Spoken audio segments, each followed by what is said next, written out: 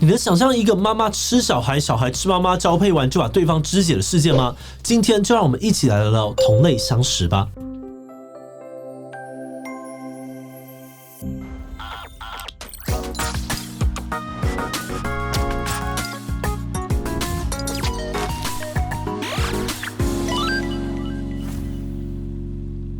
Hello， 大家好，我是志奇。很多冒险电影、小说里面呢，会描写到一种野蛮部落的食人族，他们会到处抓人类回部落，然后煮来吃掉，还会把人头都挂起来，一整个超恐怖。但你知道吗？现实世界所谓的食人族，其实跟电影演的不太一样。他们吃人肉不是因为肚子饿，而是为了要表达尊重。而且这种听起来很恐怖的同类相食现象，其实不是只有人类有，在大自然里面也超级常见，天天都在上演。那为什么会有那么多的动物会要把自己的亲朋好友吃掉呢？食人族又为什么要用吃人来表达敬意？今天就让我们一起来聊聊这个超神秘的同类相食现象吧。不过在开始今天讨论之前，先让我们进一段工商服务时间。拍影片跟剪影片是现在很多人都会做的事，但你有想过为什么有些人的作品就是能够比其他人更受欢迎吗？秘诀不在特效，而是在于掌握观众。今天要介绍给大家的线上课程《工薪剪辑术》，就是要教你如何剪出让观众更想看完的影片。这堂课讲师是经验超级丰富的阿迪哦，不仅拥有200万的 YouTube 订阅，而且他制作过的影片呢，也已经超过了600多支，累积了超过3亿次的观看数。这么大量而且类型多元的影片，其实背后有着共通的剪辑心法。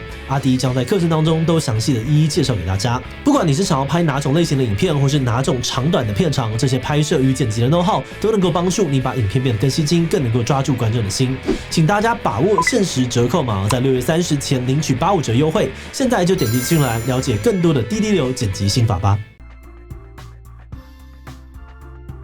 所谓的同类相食哦，就是把同类当作食物的行为。这个字呢，最早出现在哥伦布时代，一开始指的是住在加勒比海群岛上面的加勒比人。传说中，加勒比人打赢战争之后呢，就会把对方的妇女绑回老家，然后男人通通杀来吃掉。这个恐怖的故事呢，后来被哥伦布一群人大力传播，讲到加勒比人哦，大家就想到吃人。所以这个名词呢，就渐渐的转变成食人族的意思，后来又引申成了所有同类相食的代称。而加勒比的吃人传说呢，到底是真是假？我们这边先卖一个关子。但可以肯定的是，同类相食在大自然里面非常的常见。目前科学家们呢，已经在1000多种生物身上发现这个现象，不管是天上飞的鸟类、水里游的鱼类、地上走跳的哺乳类，甚至是无脑的原生生物呢，都出现过相关的案例。而且最常见的是亲子之间互相吃掉的状况。很多人小时候都养过的孔雀鱼，其实就是大自然同类相食的经典案例。你可能会发现，孔雀鱼妈妈生完小鱼之后呢，这些新生的小鱼会开始一只只神秘消失。没错，就是被鱼妈妈吃掉的。这是因为孔雀鱼产后非常需要营养，在有需要的时候，鱼妈妈便会毫不犹豫直接把自己的宝宝当月子餐给吃掉。而除了妈妈吃小孩，小孩有的时候也会吃掉妈妈，这就是所谓的弑母现象。像是龙头猪科的蜘蛛妈妈在生完之后会溶解自己的器官，把营养成分吐出来给幼猪吃，而小蜘蛛们呢就会这样子一口一口把自己的妈妈吃得一干二净。谢喽，我今天的大自然用的够多了。另外，不只是妈妈跟小宝宝之间哦，手足之间呢也有同类相食的情况。最经典的例子呢是沙虎鲨，它们呢在妈妈的子宫里面就开始吃自家的兄弟姐妹，然后把它们当作发育的养分，还没有出生就开始竞争，看成是世界上面最内卷的生物。而经历残酷大逃杀之后呢，上百个宝宝里面，最后只会剩下2个最强的生还者可以顺利的出生。而再来，有的动物还会吃掉别人家的小宝宝，比如像是这个黑尾草原土拨鼠呢，会趁人家不注意跑去别人家呢吃掉他们的小宝宝。那所以虽然大部分的雌鼠都能够成功的生宝宝，但是能够真正长大的，其实比想象当中还要少。动物们家庭生活那么可怕，那长大离家之后就安全了吗？并没有，因为他们的另外一半可能也随时想要把它吃掉，字面意义的那种吃掉。这种吃配偶的现象呢，叫做性食同类。除了你可能听过的螳螂，许多的蜘蛛也有类似的行为。像是红背蜘蛛交配的时候呢，雄蛛会直接把自己打包送给雌蛛当做晚餐，而在雌蛛啃食的时候呢，雄蛛也能够持续的传输精液。那这边就有个问题究竟为什么动物们要吃掉彼此的亲朋好友呢？大自然的同类相食最主要的原因是要获取足够的营养，消灭潜在的竞争对手，来增加自己或是小孩的生存机会。比方说沙虎鲨啊、黑尾草原土拨鼠就属于这一类。而红背蜘蛛边交配边吃饭方式呢，道理也是一样哦，只不过是反过来帮雌性补充生产所需要的能量，确保自己可以生下健康的后代。除了以上种种的原因呢，也有一些动物会吃掉族群里面的老弱残兵，透过直接淘汰不良个体的方式来提升整体的族群生存率。好，那么说了那么多动物的同类相食，那么人类的状况呢？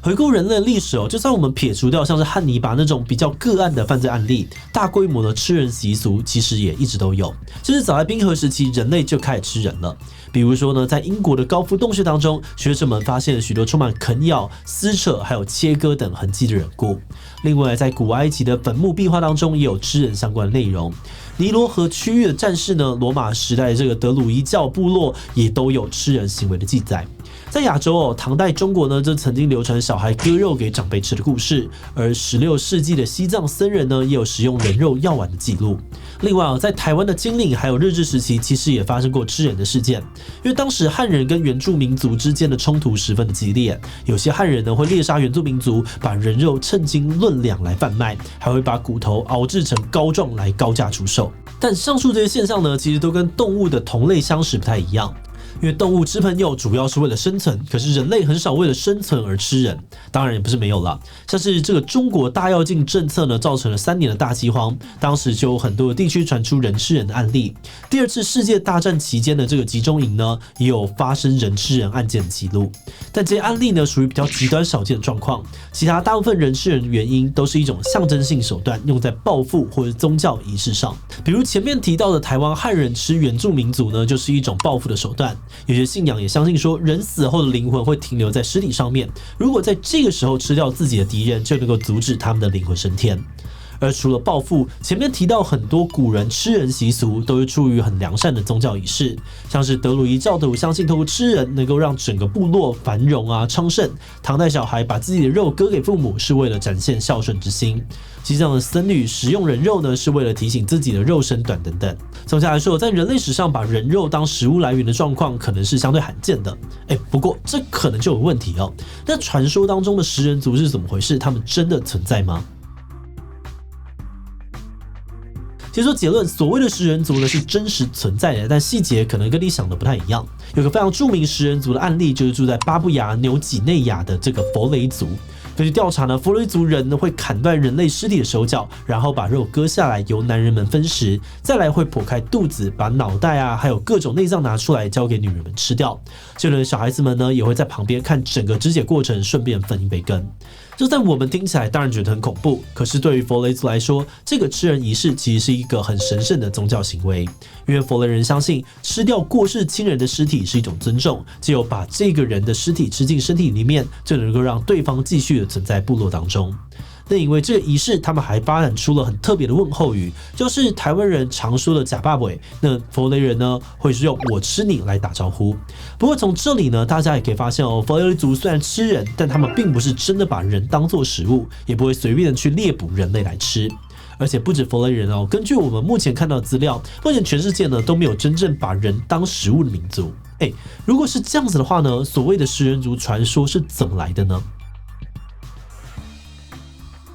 恐怖食人族传说的起源呢，有一部分跟殖民历史有关。就像我们前面提到的，食人这个名词呢，是从哥伦布时代开始出现的。但加勒比人是不是真的有吃人哦？其实还是充满争议的。因为当时哥伦布只是从敌对的部落听说了这个故事，而后来的考古跟人类学研究呢，也都没有找到明确的证据。有些学者认为即便加勒比人真的会吃人，应该也是属于报复性的战争行为，不是真的把人当食物。可是后来这个原住民吃人的故事却被哥伦布带回去大肆的宣传，用来证明原住民都很野蛮恐怖，不是真正开化的人类，所以需要殖民者去教化他们。而到了1503年呢，西班牙政府发布了一个政令，允许民众把有吃人习俗的美洲原住民当奴隶。而为了经济利益当时的殖民者呢，就更加大肆的标签食人族的存在，用这个理由去屠杀或奴役美洲原住民。